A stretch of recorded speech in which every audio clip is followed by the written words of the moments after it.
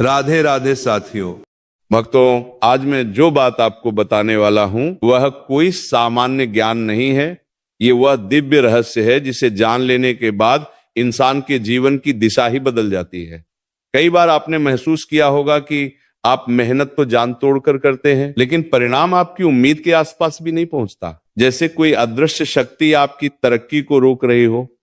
आप काम करते हैं पर किस्मत काम नहीं करती। आप संघर्ष करते हैं पर सफलता आपके पास आने का रास्ता ही भूल जाती है। अगर आपके साथ भी ऐसा हो रहा है तो समझ लीजिए कि ब्रह्मांड आपको संकेत दे रहा है कि यह समय आपके लिए कुछ बड़ा करने का है और वह बड़ा मौका है। 29 जनवरी 2026 ये तारीख साधारण दिनों की तरह नहीं है। ये वह दिन है जब स्वयं सृष्टिकर्ता ब्रह्मा जी अपने हाथों में किस्मत लिखने वाली कलम उठाते हैं और नए भाग्य की रचना शुरू करते हैं। इस दिन की ऊर्जा इतनी प्रबल होती है कि जिसने भी सही विधि से इसका लाभ उठा लिया, उसका जीवन अगले ही 24 घंटों में पलटता हुआ देखा गया है। ये वह चाबी है जिससे बंद किस्मत का ताला खुल जाता है। कई लोग इस दिन की महिमा को समझते नहीं, कई लोग भूल जाते हैं और कई ऐसे होते हैं जिन्हें ये पता ही नहीं होता कि यह दिन कितनी महान शक्ति लेकर आता है। लेकिन आज आप उस भाग्यशाली लोगों में शामिल होने जा रहे हैं जिन्हें यह रहस्य साक्षात सुनने को मिल रहा है। दोस्तों, 29 जनवरी 2026 को पड़ने वाली जया एकादशी केवल एक तिथि नहीं है। ये वह खगोलीय क्षण है जब स्वर्ग, पृथ्वी और पाताल की ऊर्जाएं एक सूक्ष्म बिंदु पर स्थिर हो जाती हैं। यह वह दिन है जब मनुष्य के द्वारा किया गया एक छोटा सा भी कर्म सीधा भगवान विष्णु के चरणों तक पहुंचता है। यही कारण है कि इस दिन गौ माता को दिया गया एक छोटा सा भोग मनुष्य के जीवन में ऐसे चमत्कार करता है जिसकी उसने कल्पना भी नहीं की होती। मगर समस्या यह है कि ज्यादातर लोग वीडियो आधा देख लेते हैं, आधा छोड़ देते हैं और फिर कहते हैं कि उपाय काम नहीं किया। जब पूरा मंत्र पढ़े ही नहीं तो उसका प्रभाव कैसे मिलेगा? अब सबसे पहली बात, ये तिथि इतनी शक्तिशाली क्यों है? साल में 24 एकादशियां आती हैं, लेकिन माघ शुक्ल पक्ष की जया एकादशी का प्रभाव सब पर भारी पड़ता है। इसे जया इसलिए कहा जाता है क्योंकि ये मनुष्य के जीवन में विजय का मार्ग खोल देती है। चाहे अदालत का केस जीतना हो, चाहे नौकरी में प्रमोशन का अटक जाना हो, चाहे व्यापार में रुकावट हो या घर में क्लेश, ये एक दिन वो सब कुछ बदल सकता है जो वर्षों से अटका हुआ है। लेकिन असली शक्ति उस कथा में छिपी है जो इस एकादशी की शुरुआत के साथ जुड़ी है। वह कथा इतनी चमत्कारिक है कि उसे सुनकर ही पता चलता है कि यह तिथि क्यों इतनी महान है। स्वर्गलोक में एक बार देवराज इंद्र का दरबार सजा हुआ था। गंधर्व गा रहे थे, अप्सराएं नृत्य कर रही थीं और वातावरण दिव्य प्रकाश से भर रहा था। उसी दरबार में दो अद्भुत रूप वाले जीव थे, माल्यवान नाम का गंधर्व और पुष्पवती नाम की अप्सरा। दोनों अपनी कला में अपार निपुण थे। लेकिन कहते हैं ना, प्रेम कभी भी किसी को भी विचलित कर सकता है। जब दोनों एक दूसरे को देखते हैं तो पूरी सभा, पूरा नृत्य, पूरा अनुशासन भूल जाते हैं। संगीत बिगड़ जाता है, लय टूट जाती है, मर्यादा भंग हो जाती है। इंद्र ऐसी भूल सहन नहीं कर पाए। उन्होंने कड़ी निगाहों से दोनों की ओर देखा और क्रोध में कहा, तुमने स्वर्ग की मर्यादा भंग की है, इसलिए मैं तुम्हें श्राप देता हूं कि तुम इस क्षण से ही स्वर्ग से गिरकर पृथ्वी पर पिशाच योनि में भटकने के लिए बाध्य रहोगे। श्राप मिलते ही दोनों का दिव्य रूप मिट गया। वे सुंदर गंधर्व से विकृत पिशाच बन गए। भूख, प्यास, ठंड और दर्द से तड़पते हुए वे हिमालय की कठोर घाटियों में जा गिरे। ना भोजन, ना पानी, ना आश्रय, केवल पीड़ा, पछतावा और अंधकार। और वह दिन था माघ शुक्ल एकादशी। दोनों सुबह से भूखे थे, ठंड में कांप रहे थे, रोते हुए ईश्वर को याद कर रहे थे। संयोग देखिए, उन्हें पता भी नहीं था कि उन्होंने अनजाने में जया एकादशी का व्रत कर लिया है। रात भर ठंड के कारण नींद नहीं आई और इस तरह उनका जागरण भी पूर्ण हो गया।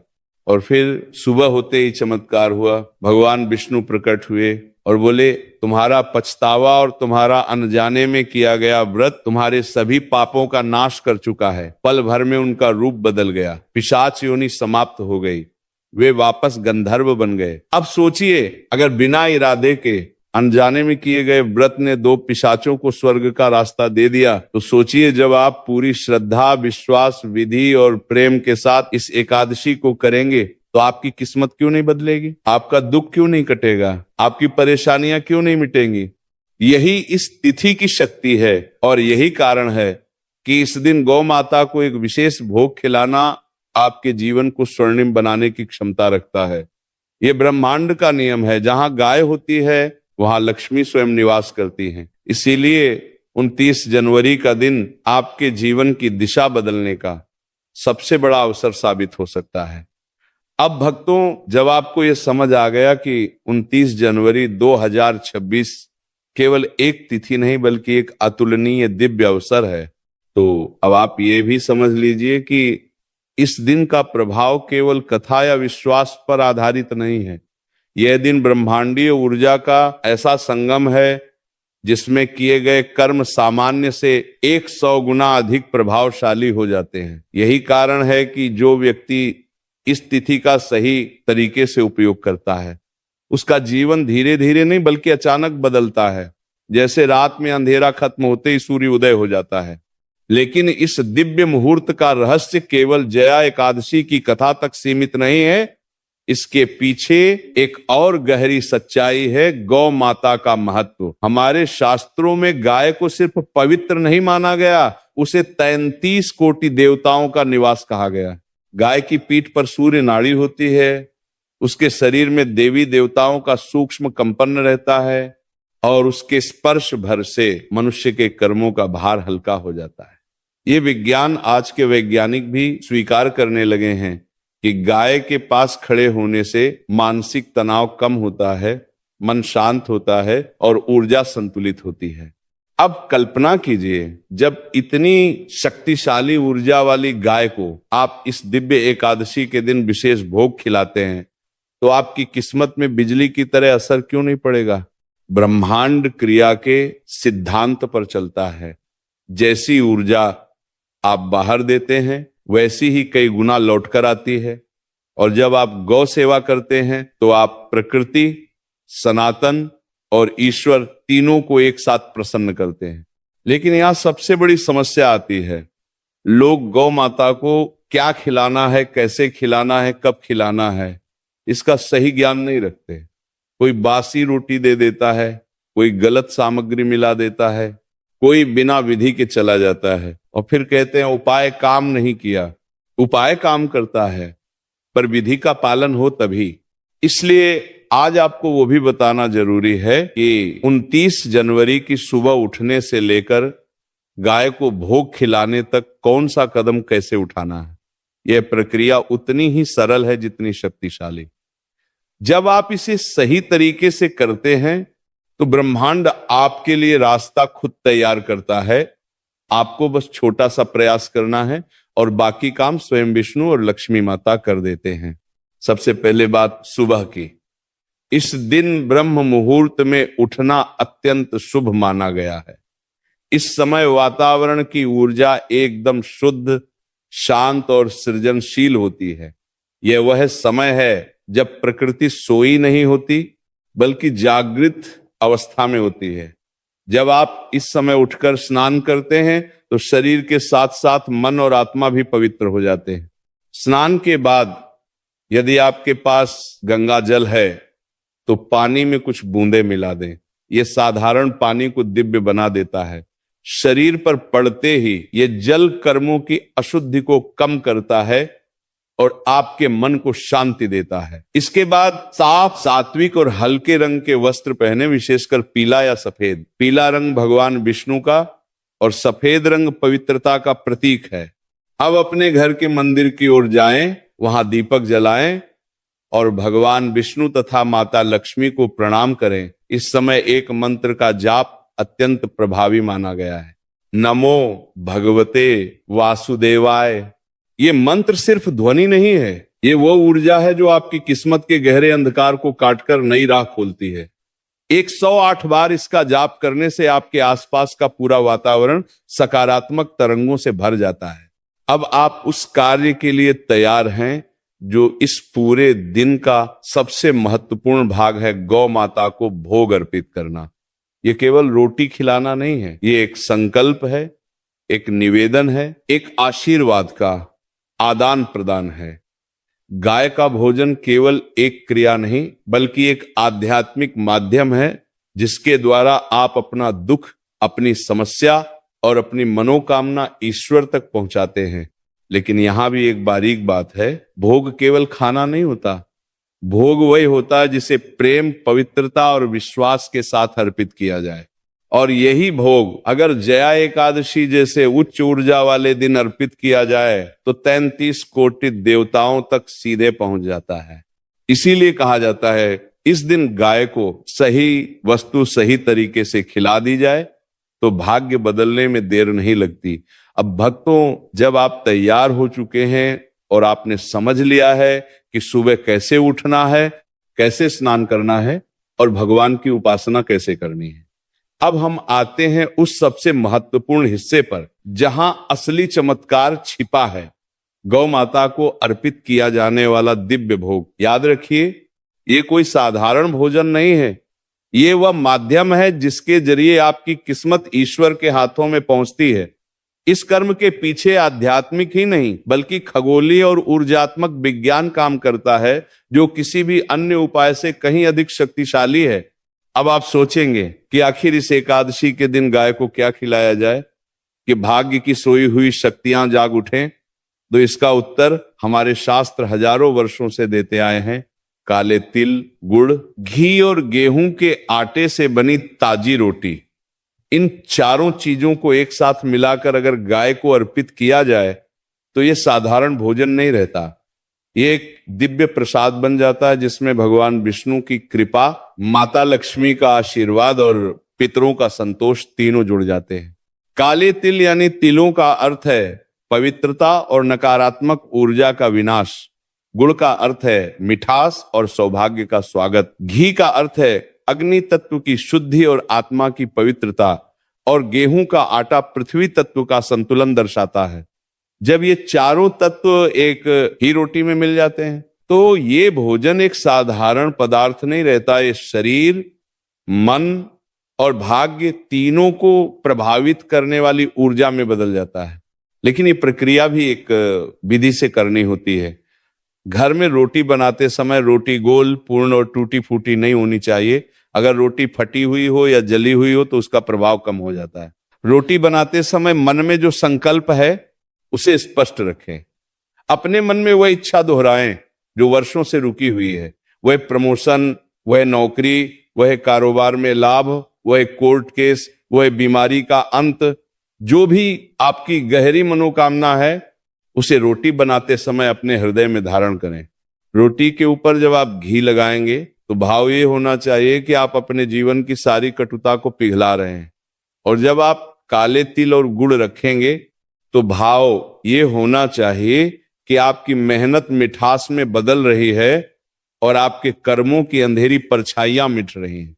याद रखिए, कर्म तभी फल देता है जब भावना शुद्ध हो।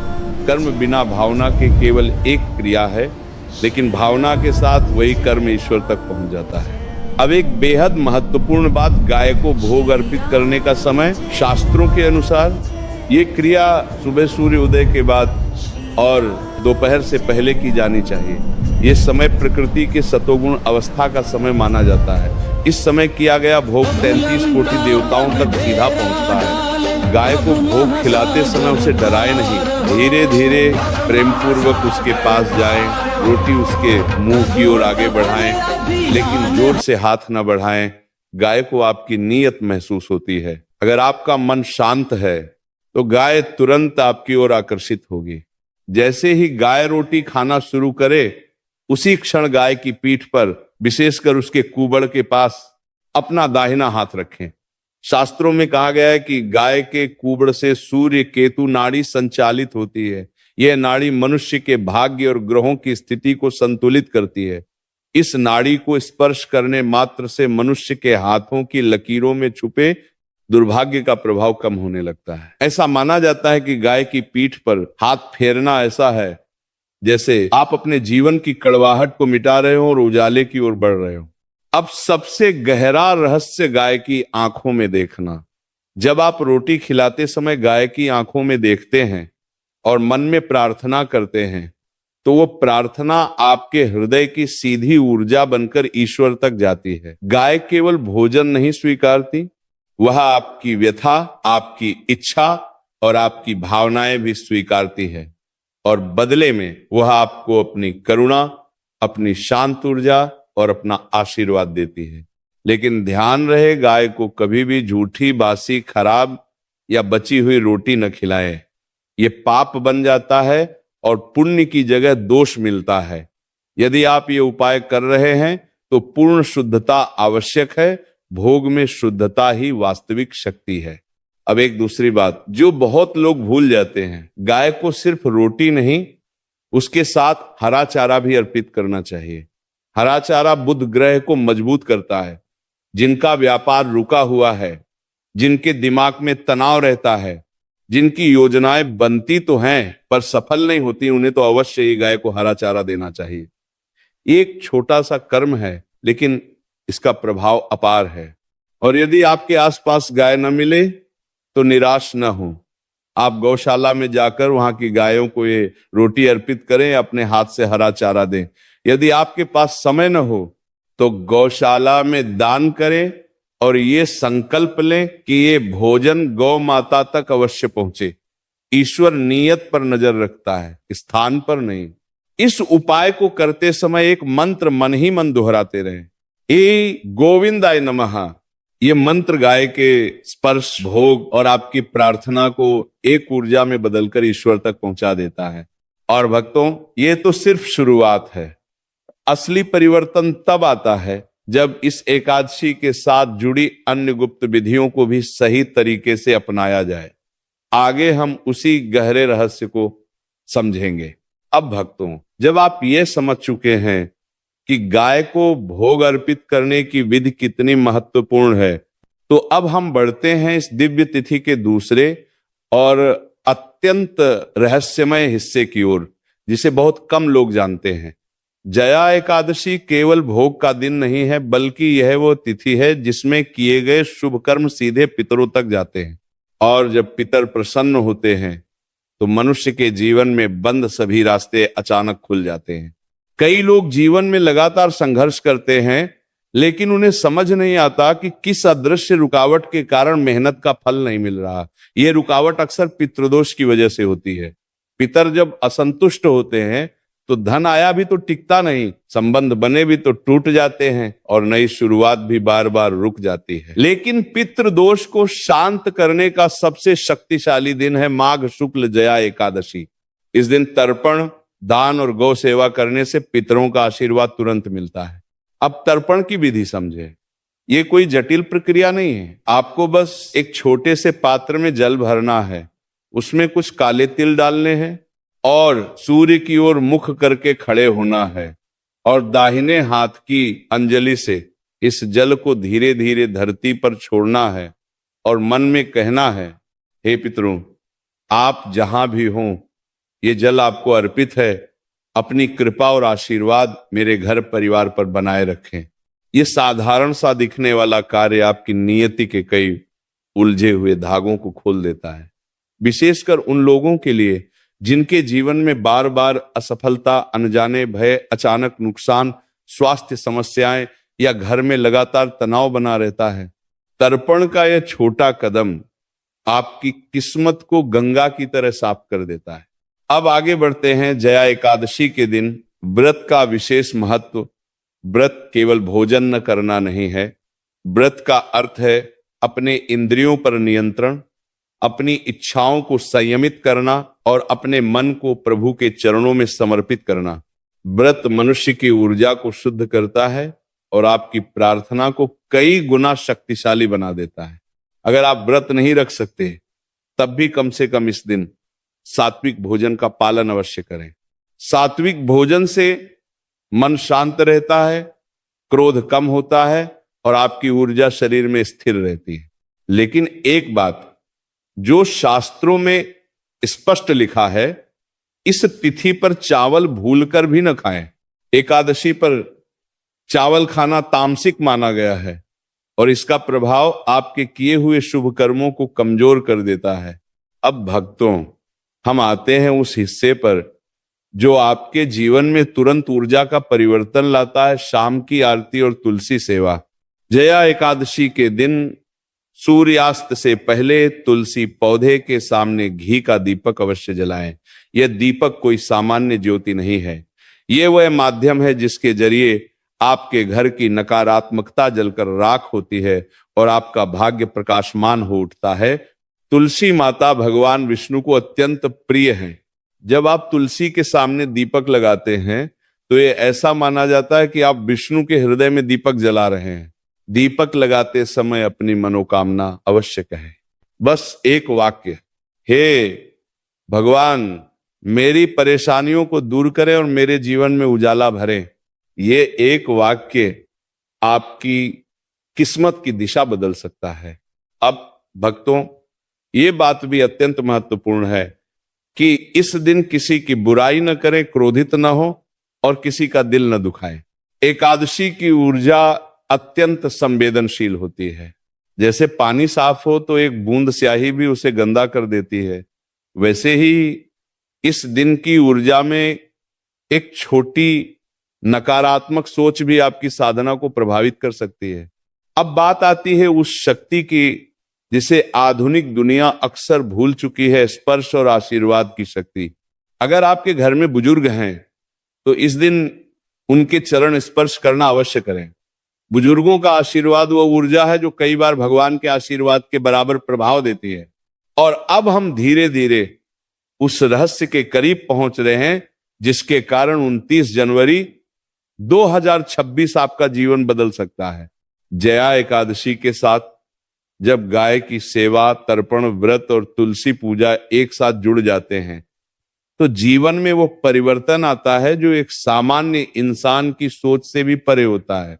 लेकिन अभी इसका सबसे प्रभावशाली हिस्सा बाकी है, वह विशेष कार्य जो रात को करना है, जिसके बारे में बहुत कम लोग जानते हैं और जो आपके भाग्य को तुरंत सक्रिय कर देता है। अब अगले हिस्से में हम उसी दिव्य रहस्य को खोलेंगे। अब भक्तों, हम उस मोड़ पर आ चुके हैं जहां से आपकी किस्मत का वास्तविक परिवर्तन